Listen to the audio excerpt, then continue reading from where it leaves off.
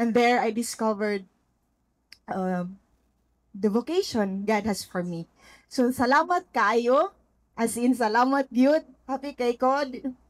Um, I think words no are not enough to express my thanksgiving. Thank you for coming sa tag sa inyo. Sa wala nakaari, no, I pray for them. Salamat kayo sa inyong prayers because your prayers has really helped me personally and all of us in um, mga missionaries, no, mga priest.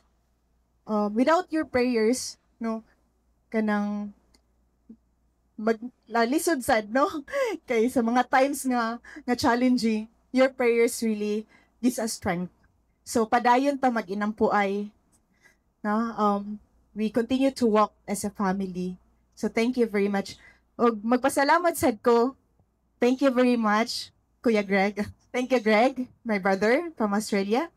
Thank you, Felipe, always. Also to my cousin, Kuya John, thank you. Ang imong yes, nag-inspire sa gid sa ako No, katong naibawan ako nga nisud kan ko. Oh, ka nice, no? So thank you. And I remember Father Lyndon also, no? Because also kanang very pastor gid siya, no, very friendly, self-giving. So na-attract sad ko ato sa iyang ministry, no? Sa vocation na iyang ipakita. He was our parish priest when we were serving there in the parish.